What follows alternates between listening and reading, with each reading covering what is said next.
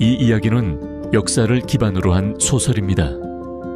제1장. 비는 내리고 마을은 그대로였다. 그날 새벽 마을 어귀에서 남자가 목을 맸다. 달랑달랑 흔들리는 시신을 본 건 새벽 첫 딸기 울기 전이었다. 누군가 소리쳤고 마을은 술렁였다. 하지만 해가 뜨고 나서도 그 남자의 이름은 입에 올려지지 않았다. 그는 작년 가을 감자 농사가 망한 뒤로 이따금씩 막걸리 병을 들고 마을 어귀를 서성이던 사내였다. 서울이래 봐야 사람 사는 곳 아니더냐며 서울로 갔다가 빚만 떠안고 돌아왔단 얘기만 돌았다. 누군가 말했다. 서울은 꿈이 아니라 덫이더라. 그냥 우린 이대로 사는 게 맞다. 그리고 바로 그날 마을회관 담벼락엔 이상한 포스터가 하나 붙었다. 굵고 날카로운 붓글씨. 근면 자조 협동 새마을을 만듭시다. 재호는 그것을 멍하니 바라보다가 담배 한 개비를 꺼내 물었다. 바람에 흙냄새가 실려왔다. 눈을 감은 그는 생각했다. 이 마을은 썩고 있다.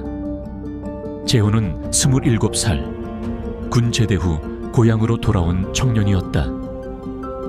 예비 군복마저 걸치지 않고 말라깽이 소를 몰던 재호는 하루가 멀다 하고 마을을 맴돌며 뭐라도 바꿔보고 싶었다.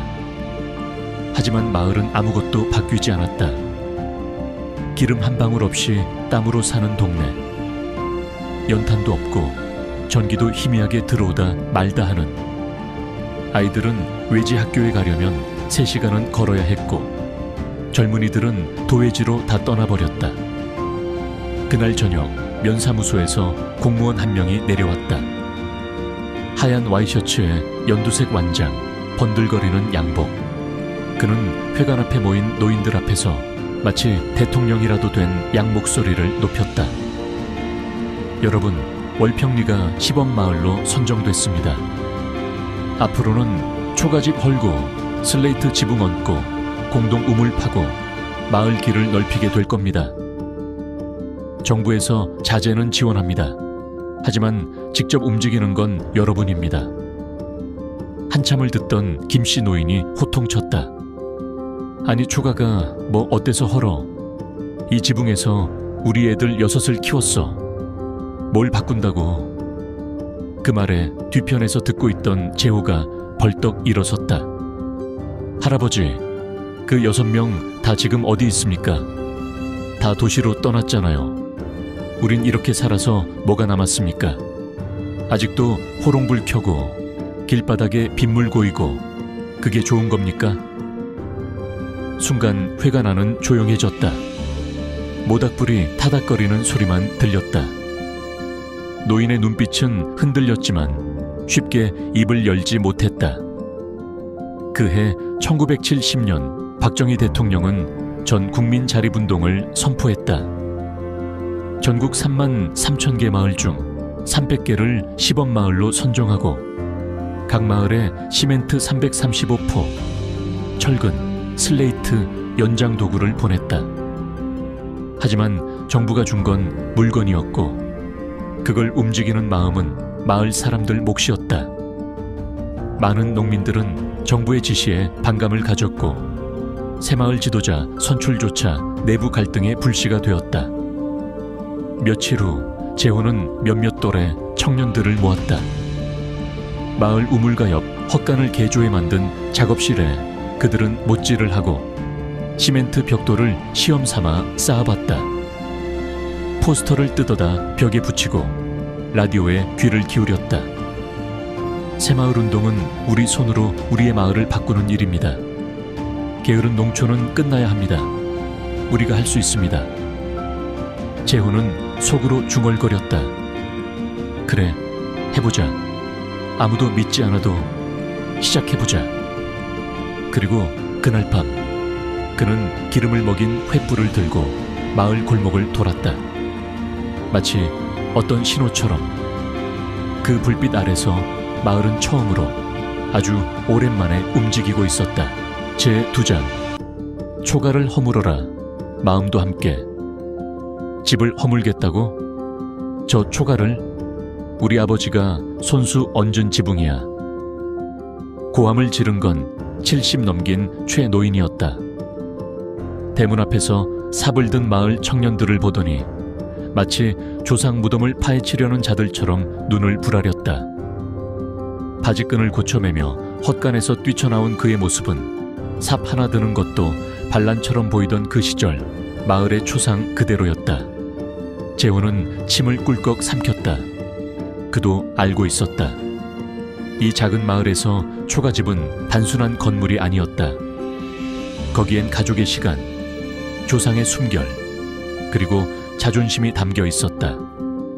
하지만 바꿔야 했다. 변화를 두려워하면 결국은 고립되는 법이었다. 그날 아침 마을 회관에 다시 모인 사람들 앞에서 면사무소 담당관이 말했다. 이번 달 안에 마을 전체 지붕 개량 계획안을 올려야 합니다. 새마을 운동의 핵심은 눈에 보이는 변화입니다. 그는 말끝에 한마디를 덧붙였다. 지붕을 바꾼 마을엔 정이 우선 공급이 들어갑니다. 그 말에 조용하던 마을이 술렁였다. 전기라니, 아이들이 밤에 책을 읽을 수 있고 라디오에서 서울 뉴스가 나올 수도 있다는 뜻이었다. 그건 단순한 발전이 아니었다. 세상과 연결되는 신락 같은 끈이었다. 하지만 반대는 거셌다. 노인회는 공동 성명을 써붙였다. 조상의 터전 훼손을 반대한다. 젊은이들의 일방적인 추진에 유감이다. 그리고 마을의 소문쟁이 박시안학은 동네를 돌며 이렇게 말했다. 이것들 전부 다 서울물 먹고 와선 이제 부모도 못 알아보는구먼. 초가집 없애면 벼락 맞아. 그 무렵 전국적으로 새마을 운동은 확산 중이었다. 1970년 하반기 시범 마을들은 매일같이 공구를 들고 작업에 나섰고 농촌예몽 방송에선 새마을 노래가 울려 퍼졌다. 새벽종이 울렸네. 새아침이 밝았네. 너도 나도 일어나 새마을을 가꾸세. 하지만 정부의 보조는 균등하지 않았다. 우수 시범 마을로 뽑히지 못하면 자재도 끊기고 예산도 삭감되었다. 그래서 마을 회의는 긴박해졌다. 결국 마을의 젊은 청년들과 일부 진보적인 노인들이 손을 잡았다. 재호는 손을 들고 말했다. 지도자를 뽑읍시다. 진짜로 마을을 바꿀 수 있는 사람. 면에서 내려온 사람이 아니라 우리 중에 있는 사람을. 그 말에 모두가 고개를 끄덕이진 않았다. 하지만 다음날 마을 마당엔 나무 위에 걸린 새마을 지도자 선출 투표함이 생겼다. 서툰 붓글씨로 이름을 쓴 종이들이 하나둘 들어갔고 결과는 예상 밖이었다. 지도자로 뽑힌 건 70의 최노인이었다. 왜 저를? 그는 처음으로 말없이 삽을 들었다. 어깨에 망태를 짊어진 채 자신의 초가집 앞에 섰다. 나도 이제는 바꿔야겠다고 생각했어. 내 자식들이 돌아오게 만들고 싶거든. 그날 마을의 첫 초가가 무너졌다. 지피바람에 흩날리고 지붕 위에 앉았던 참새들이 하늘로 날아올랐다. 지붕 밑에서 나온 건 먼지뿐만이 아니었다. 시간, 그리고 변화를 향한 두려움이었다. 재호는 멀찍이 서 그 모습을 지켜보며 삽을 더욱 꼭 쥐었다.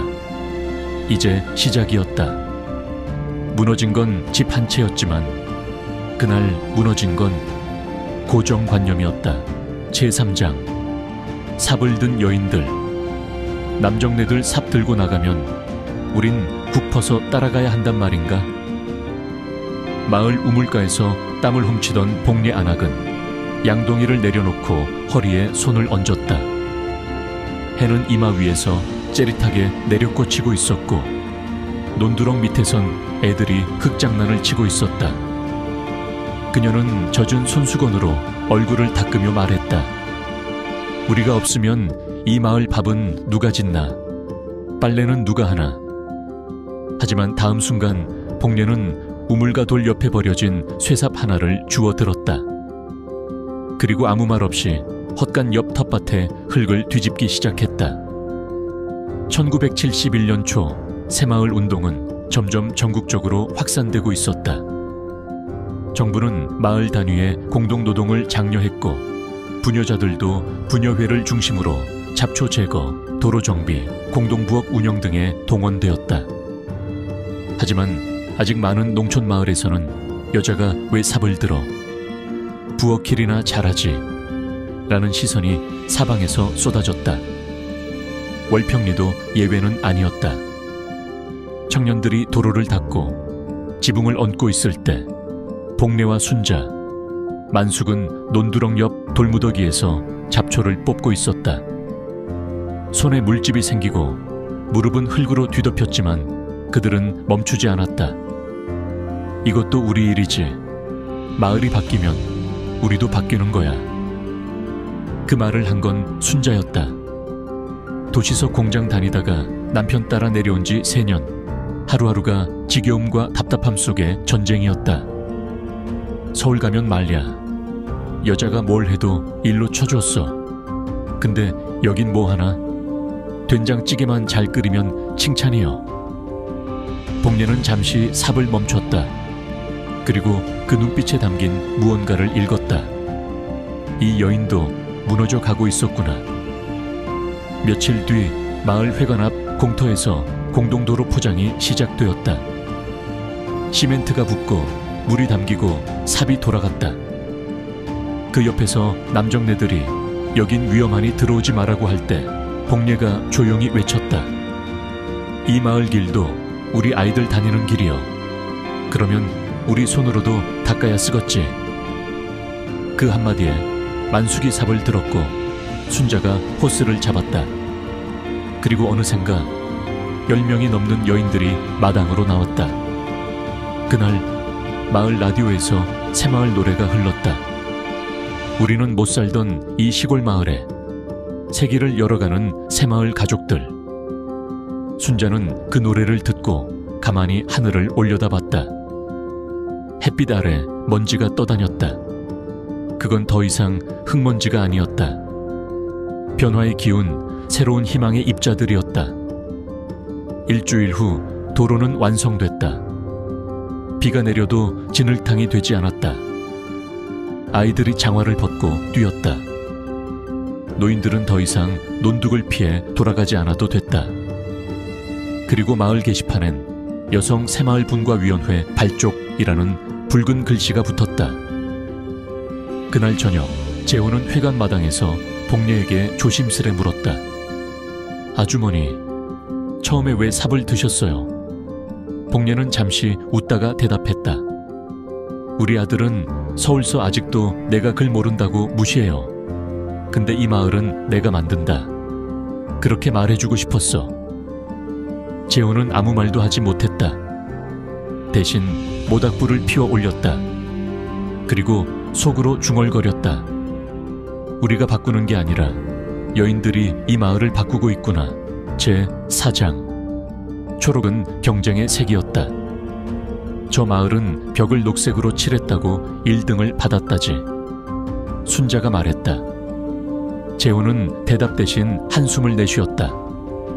아침부터 마을 입구에 붙은 종이 한 장이 모든 걸 바꿔놓고 있었다.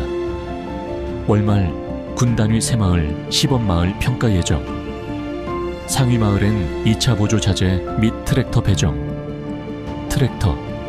그 한 단어에 남자들 눈빛이 번뜩였다. 소 한 마리에 의존하던 농사가 트랙터 한 대로 달라질 수 있었다. 그건 기회였고 동시에 압박이었다. 며칠 뒤 면사무소 공무원이 왔다. 이번엔 외관이 중요합니다. 방문단이 마을 입구만 보고 점수를 매기는 경우도 있어요. 그는 핀잔 섞인 말투로 덧붙였다. 지금은 실적이 먼저예요. 실적이 성과로 남습니다. 그날부터 마을은 전쟁터가 되었다. 재호는 지도자였지만 이 흐름을 거슬 수 없었다. 집마다 페인트가 뿌려졌고 입구엔 근면, 자조, 협동이라는 표어가 걸렸다. 기렵 논두렁엔 애들까지 동원되어 꽃씨를 뿌렸다. 보여주기 위한 녹색 마을. 그게 그들이 만든 현실이었다. 하지만 진짜 갈등은 그때부터였다. 왜 우리 집엔 페인트 안 칠해줘요? 그 집은 면에 친척이 있다고 들었어. 도로 포장도 저쪽만 하고 여긴 왜 뒷전이요? 소외된 마을 주민들은 하나둘 고개를 돌렸고 그간 함께 삽을 들던 이들도 말없이 손을 놓았다. 복례도 회관 모임에 나오지 않았다. 그녀는 흙 묻은 손을 내려다보며 말했다. 우린 처음에 더 나은 삶을 바랐잖아요. 근데 지금은 점수 잘 받으려고 살아야 돼. 재호는 답할 수 없었다. 그 역시 지쳐 있었고 행정 시차를 앞두고 그는 회관에서 홀로 밤을 새웠다. 보고서를 적고 통계 수치를 맞추며 이게 정말 바른 방향인지 자신조차 모르겠다는 생각이 들었다. 우리는 지금 살아있는 마을을 만들고 있는 걸까? 아니면 보여주기 위한 무대 세트를 짓고 있는 걸까? 시찰단이 도착한 날, 마을은 조용했다. 공무원들과 지역 유지들이 웃으며 걸어 다녔고 사진기자가 아이들이 꽃길을 걷는 모습을 찍었다. 그날 저녁 면장은 재호의 어깨를 두드리며 말했다. 좋은 성적 나올 거요. 수고했어요. 하지만 그 순간 마을 어귀에서 누군가 낡은 트럭에 장작을 싣고 떠나는 모습이 보였다. 복례였다. 서울로 간다는 소문이 돌았다. 재호는 텅 빈 회관에 앉아 홀로 라디오를 켰다. 새마을 노래는 여전히 흘러나오고 있었지만 그는 그 가사들이 가슴에 와닿지 않았다. 서로 돕고 땀 흘리면 못 살 것도 없구나. 하지만 서로를 밀어내면 도대체 무엇이 남는가? 그는 문득 지도자로 처음 뽑혔을 때를 떠올렸다. 그땐 그저 모두가 조금 덜 힘들게 살 수 있었으면 했을 뿐이었다. 며칠 뒤 평가 결과가 나왔다. 월평리는 우수 시범마을 2위를 기록했다. 트랙터가 들어왔다. 하지만 환호는 없었다. 조용히 트랙터만 창고에 들어갔다. 재호는 마을 어귀에 서서 복례가 떠났던 길을 바라봤다. 멀리서 새벽 안개가 내려앉고 있었고 그 안개 너머로 마을 입구의 표어 글씨가 아스라이 흔들렸다. 근면, 자조, 협동. 그 아래 작게 새긴 재호의 송을시도 있었다. 그리고 진심. 그는 속삭였다. 다시 진심으로 돌아가야 한다. 제5장. 진심으로 짓는 마을. 트랙터는 생겼는데 왜 마을이 더 조용해졌지? 아이들이 공터에서 구슬을 튕기며 물었다. 하지만 대답해주는 어른은 없었다. 그저 바람만이 흔들리는 깃발을 스치고 지나갔다. 초록 깃발. 한때 모두의 가슴을 뛰게 했던 그 깃발은 이제 사람들의 시선을 피하는 듯 조용히 펄럭이고 있었다. 복례가 떠난 뒤 회관엔 불이 꺼졌다. 분여회도 모이지 않았다. 공동 작업도 줄고 대문 닫힌 집들이 늘었다. 트랙터는 창고에 놓인 채 한 번도 시동이 걸리지 않았다. 그날 밤 재호는 홀로 회관 바닥을 쓸었다. 그러다 쌓인 먼지를 닦아내던 손이 멈췄다. 그 아래 누렇게 빛바랜 작은 수첩 하나가 나왔다. 복례의 글씨였다. 우린 누굴 위해 일하나? 이 마을은 우리 것이어야지. 보여주기 위한 게 아니라 우리 아이들이 살고 싶은 동네여야지. 그 문장을 읽는 순간 재호는 심장이 뛸 듯 아팠다. 그토록 단단하게 믿어왔던 것들이 사실은 누군가의 희생 위에 세워졌던 건 아닐까. 며칠 뒤 재호는 결심을 굳혔다. 회관을 다시 열었다. 그리고 마이크를 잡았다. 이제부터는 트랙터가 아니라 우리가 움직입시다. 정비도 수리도 사용도 함께하는 사람끼리 상의해서 합시다. 그리고 잘못한 건 잘못했다고 인정합시다. 순자는 조용히 고개를 끄덕였고 만숙은 곁에 앉았다. 그리고 한 명, 두 명씩 사람들이 회관으로 들어오기 시작했다. 그날부터 마을은 조금씩 달라졌다. 페인트 칠이 벗겨진 담벼락은 다시 마을 아이들의 그림으로 채워졌다. 꽃길은 잡초가 자랐지만 그 잡초를 매던 손길엔 웃음이 있었다. 트랙터는 고장난 수레 대신 썼고 공동 텃밭에선 사람들끼리 작물 나눔이 다시 시작됐다. 누군가는 말했다. 이제야 진짜 새마을인 것 같아요. 몇 달 후 복례가 다시 돌아왔다. 서울 생활이 힘들었다며 눈물 섞인 웃음으로 말했다. 도시가 편한 줄 알았지. 근데 말이야, 여기서 흙 묻히던 날이 제일 가슴 뿌듯했더라고. 재호는 아무 말 없이 손을 내밀었다. 그리고 복례는 그 손을 잡았다. 그해 가을 마을 아이들은 재호와 함께 흙벽돌을 쌓으며 작은 도서관을 만들었다. 이름은 복례서당이었다. 글 모르는 사람도 와서 글을 배우고 서로 이야기를 나누는 공간이었다. 누군가 벽에 글씨를 적었다. 책이 있어도 사람이 없으면 의미 없다. 사람이 있으면 책은 언젠가 따라온다. 저녁 회관에서 모두가 옹기종기 둘러앉아 마을 노래를 함께 불렀다. 아이부터 어른까지. 그 노래는 더 이상 행사용이 아니라 삶의 박제 녹아든 노래가 되어 있었다. 서로 돕고 땀 흘리면 못 살 것도 없구나. 살기 좋은 내 마을 우리 힘으로 만드세.